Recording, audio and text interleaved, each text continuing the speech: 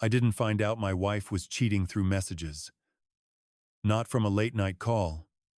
Not because she came home late. I found out when she placed a piece of paper on the table and said, "I'm pregnant."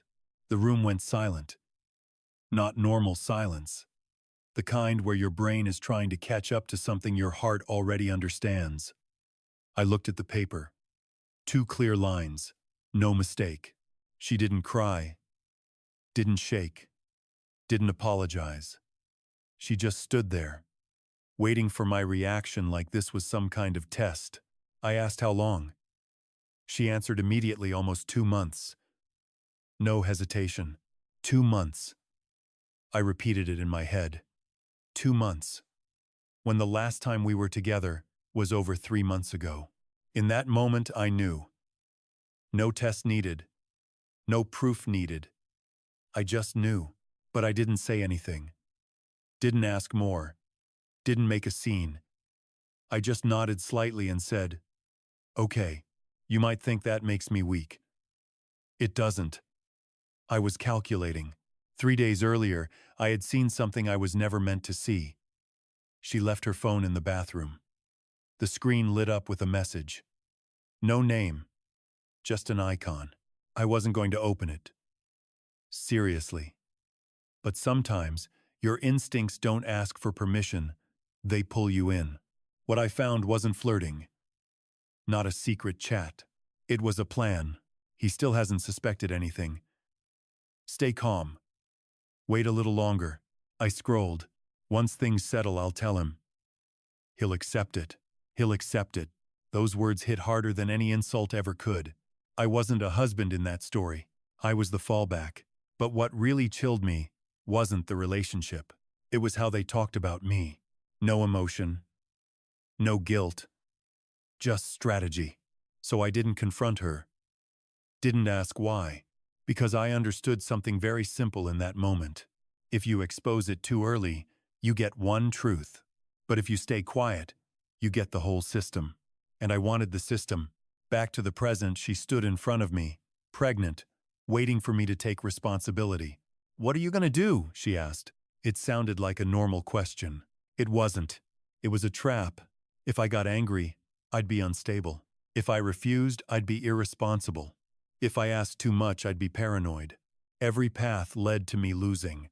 Except one. I nodded slowly. "I understand." Her eyes changed instantly. Softer. Relieved. The biggest mistake liars make is thinking you believe them. That night, her father called. "Come over. We need to talk." Not a request. A summons. I went. The house didn't feel like a family. It felt like a courtroom. Everyone was already there. No smiles. No one asked if I was okay. Her father spoke first. "You know what's going on." I nodded. He looked straight at me. "My daughter is pregnant." This isn't the time to argue about right or wrong. I stayed silent. Then he said the one sentence I'll never forget. "A man should know how to take responsibility." That room had no truth in it. Only roles. Her mother added, "What's done is done. Think about the child." No one asked whose child it was. No one cared. They didn't want the truth. They wanted someone to carry it. And they chose me. I looked at each of them, slowly. If you were there, you'd want to slam the table. Say everything. Tear it all down. I wanted that too. But I didn't. Because I could see further than they could. They thought this was a family conversation. An emotional moment. A moral decision. To me, it was a game. And they had just made the first move. If I reacted now, I'd lose. If I stayed calm, I could pull them deeper. And once they went deep enough, there would be no way back. I nodded. Not quickly. Not reluctantly. But like someone who had thought it through. "I'll take responsibility." The room changed instantly. Her mother exhaled. Her father nodded. She looked at me differently. Not grateful. Relieved. Because she thought I had accepted my role. The husband. The father. The one who would carry everything. But they didn't know. The moment I said yes, I had already started collecting, started controlling, started calculating, not to win an argument, but to end their entire plan. That night, when I walked out of that house, I wasn't angry. I wasn't sad. I was clear. Cold, clear. I stepped outside without looking back. And there was only one thought in my mind. Go ahead. Keep acting. The longer, the better. So tell me, would you expose them that night? Or stay quiet and pull them into a trap they can't escape? Because in the next part, everything starts collapsing from the inside, and no one sees it coming until it's too late. I didn't change anything the next day. No arguments. No interrogations. I didn't check her phone again. I did the opposite. I became the husband they wanted me to be. More attentive, more caring. I asked about her day, took her to appointments, cooked, came home on time. I even asked about the baby, and she started to relax. Do you know the most dangerous part of a lie? It's not when it gets exposed. It's when it doesn't. Because the longer a lie survives, the safer the liar feels. And when they feel safe, they get careless. I didn't need to push. I just needed to wait. Every day, I observed. Where she went. Who she met. When. Why. Not the stupid kind of tracking standing outside doors. Data. Location history. Schedules. Gaps. The moments where her words said one place, but her phone said another. At first it was suspicion. Then it became a pattern. A repeating route. A familiar destination. I didn't rush it. I let it repeat long enough, until it stopped being coincidence, and became habit. At the same time, I did something else. I found lawyers. Not one. 3. I didn't ask emotional questions. I asked structural ones. If I divorce under these conditions, if assets are shared, if there's deception, if there's evidence, if the child isn't mine, I wanted to know every step, not to win, but to make sure I couldn't lose. Lawyers don't care how much you're hurting. They care how prepared you are. So I prepared. Slowly, quietly, I separated accounts. Not suddenly, not enough to raise suspicion. Small amounts, clean transactions. I moved assets into forms that couldn't be touched easily. Things that required individual signatures. 2-layer confirmations. Things that would leave a trail if anyone tried. I didn't lock everything at once. I slowed it down. Slow enough that no one noticed. Solid enough that when they did, it would already be too late. At the same time, I ran a DNA test. No noise. No confrontation. Just a small sample. When the results came back, I didn't shake. I already knew.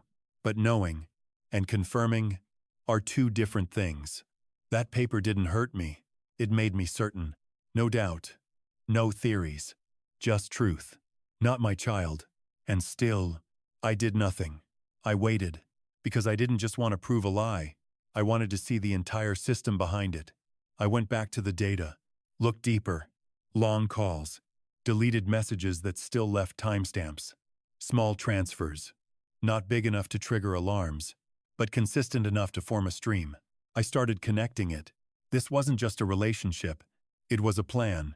They weren't just meeting. They were discussing the future. Money. Stability. How I would be the one to step in. I reread one message I had skipped before. When everything is settled, I won't have to worry anymore. I understood exactly what that meant. It wasn't about love. It was about responsibility. And they were moving that responsibility onto me. I wasn't angry. I wasn't sad. I just saw it clearly. Cold, clear. I wasn't the husband in their plan. I was the financial foundation, the fallback, the solution. And they believed I would play that role. Because I'm calm. Because I avoid conflict. Because they thought I was controllable. They weren't wrong. If I hadn't seen it early, if I reacted like a normal person, if I exploded from the start, I would have walked right into their script. But I didn't. I kept playing the role. I cared more. Asked about her doctor. Offered to go to ultrasounds. Even talked about the future. And she believed it. Not partially. Completely. And when someone believes completely, they stop hiding. One night, She left her phone on the table. Unlocked. Fatseop. I didn't even need to touch it. I just looked. The contact wasn't an emoji anymore. It had a name. A normal name. Like he had become a normal part of her life. That's when I knew. She wasn't afraid anymore. She was just waiting for the right moment. The moment when everything would already be secured. I didn't give her that moment. I created a different one. I suggested a family meeting. My idea. We should sit down and talk things through. My voice was calm. No tension. No suspicion. Just a man ready to take responsibility. They agreed immediately. Of course they did. They thought they had already won. They thought I was in their pocket. They thought that meeting would be the moment I officially accepted my role. But they didn't know. That wasn't a meeting. That was the end. In the days leading up to it, I finished everything. Divorce papers. Asset division. Clear terms. No loopholes. No emotion. Just law. I printed everything.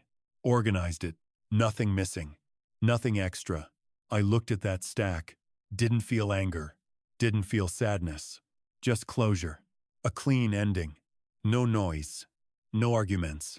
No tears. Just truth, placed exactly where it belongs. The night before the meeting, she asked me, "Are you okay?" I looked at her, smiled slightly. I'm okay. For the first time, I was telling the truth, because I wasn't trapped in their story anymore. I had already stepped out. They just didn't realize it yet. The next day, I picked up the file, walked out of the house. No rush. No hesitation. Just a move that had already been calculated.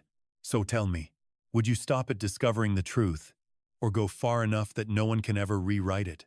Because in the next part, this stops being a plan, and becomes an ending. And once the truth is laid out, no one will have anything left to say.